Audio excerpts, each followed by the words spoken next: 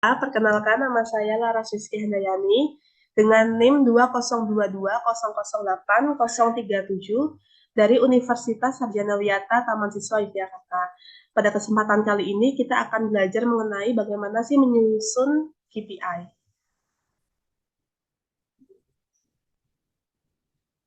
Nah, apa sih itu KPI?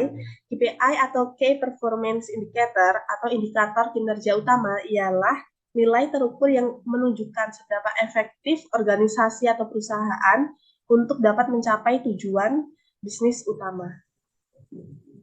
Nah, kemudian hal apa saja yang perlu diperhatikan nih sebelum kita menyusun KPI. Jadi ada 7 poin indikator supaya teman-teman bisa lebih mudah untuk menyusun KPI. Yang pertama ada business goals dan objektif. Di sini poinnya ada dua, yaitu goals atau tujuan yang hendak dicapai dan kapan. Kemudian objektifnya ialah langkah-langkah perusahaan dan karyawan dalam mencapai goals. Jadi tujuan perusahaannya itu harus jelas tanggalnya, tahunnya mau seberapa lama, dan langkah apa yang akan digunakan. Misal untuk produk, apakah akan meningkatkan inovasi atau mengurangi harga. Kemudian yang kedua, posisi saat ini, posisi perusahaan dengan industri sejenis. Kita harus tahu di manakah posisi perusahaan kita saat ini, terutama dengan para pelaku industri pesaing sejenis dengan perusahaan kita. Misal ada 1 sampai 10 nih. Nah, ternyata perusahaan kita ini berada di nomor 10. Maka untuk mencapai goals yang ditentukan, apakah ingin menjadi ke nomor 5 atau nomor 1. Tentunya harus ada objektif yang dilakukan agar tujuan tersebut tercapai. Kalau posisinya udah di nomor 1, itu strateginya bagaimana agar perusahaan kita ini tetap dapat di nomor 1 dan mengembangkan sesuatu hal yang belum ada sebelumnya pada industri sejenis. Yang ketiga, menentukan target KPI. Ada dua cara, yaitu menentukan jangka pendek dan jangka panjang. Jangka pendek ini cenderung kurang lebih 1 tahun, dan untuk jangka panjang minimal 5 tahun dari target yang sudah kita tentukan. Untuk economical goals, ecological goals, dan social goals, ini sangat penting disesuaikan dengan jangka yang akan kita ambil. Apakah kita ingin menargetkan secara perekonomian, atau produk, atau pelayanan dari perusahaan. Yang keempat, dengan melakukan reviewer target dengan tim. Yang harus dilakukan ialah transparan, terbuka, sehingga kita tahu nih di manakah perusahaan kita ini telah mencapai target, apakah sudah sesuai atau belum. Kemudian kita juga harus menumbuhkan motivasi kerja agar karyawan dan tim dapat mencapai target sesuai tujuan perusahaan. Dan tentu saja harus melakukan kolaborasi dan relasi. Yang kelima, melakukan review secara berkala dan melakukan adaptasi. Ada 3 poin, yaitu bagaimana sih pencapaian target sesuai jadwal. Jadi kita harus membuat jadwal yang jelas. Setiap harinya, setiap waktunya itu akan melakukan hal apa agar target bisa tercapai. Kemudian, kita juga harus menyesuaikan goals, tujuan, dan target. Bila perlu, kita harus tahu nih persaingan seperti apa yang memang kita ingin menangkan dan kita dapat raih dalam goals di perusahaan kita. Kemudian memperbaiki langkah-langkah apabila ada hal yang tidak sesuai dengan rencana. Oleh karena itu, review berkala dan adaptasi sangat penting agar kita tahu apakah rencananya sudah sesuai dengan target yang ditentukan. Bila belum, kita bisa melakukan adaptasi. Yang keenam, hubungan struktur organisasi. Ini sangat penting. Dalam sebuah perusahaan atau organisasi, struktur harus jelas.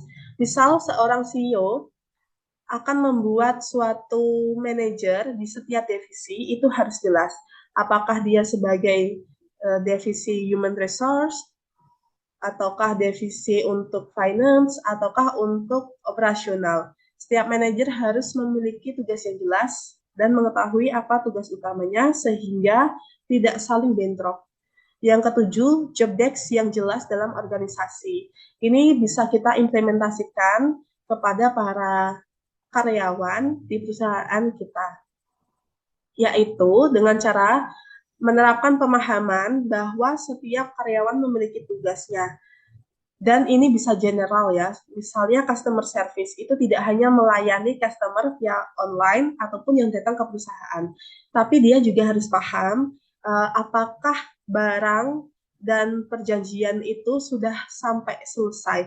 Misal kalau dalam perusahaan customer service khusus pemesanan barang, dia harus tahu barang itu sedang diproses atau sudah hampir dikirimkan sampai dengan diterima oleh para customer.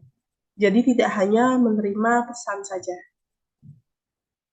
Nah, ini contoh Key Performance Indicator. Kita udah punya poinnya sampai 7, saatnya kita membuat labelnya. Ini cukup mudah. Di sini ada beberapa kolom. Yang pertama nomor, kemudian Key Result Area, areanya mau apa aja, kemudian KPI-nya, kemudian weight of KPIs atau bobot, ada target, actual, hasilnya yang dapat dicapai, kemudian skor, dan final score. Nah, gimana cara bacanya? Untuk contohnya pada nomor 1, yaitu ada Key Result Area. Di nomor 1 ini, garis merahnya ialah penjualan atau sales. Maka dari itu kita kembangkan untuk KPI-nya apa aja yang mau kita jadikan indikator dari sebuah sales. Yang pertama ada waktu rata-rata untuk menjual produk. Yang kedua ada skor kinerja pegawai baru dalam waktu 6 bulan terakhir.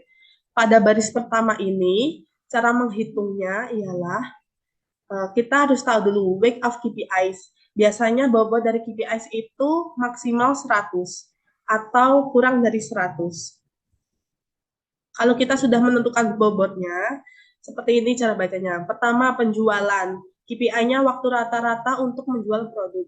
Bobot yang diharapkan perusahaan untuk produk terjual ialah 10.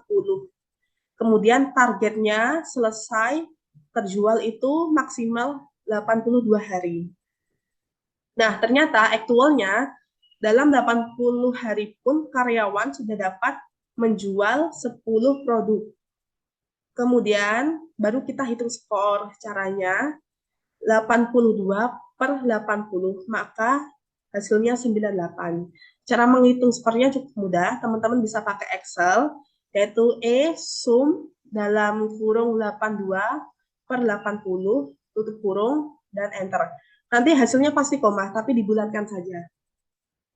Nah, untuk final score ini, cara pencariannya ialah bobot dikali skor per 100.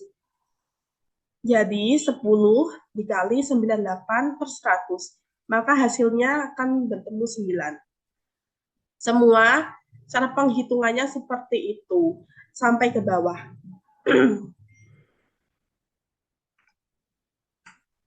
Nah, setelah semua dihitung, kita akan menjumlah final score. Ternyata hasilnya 99.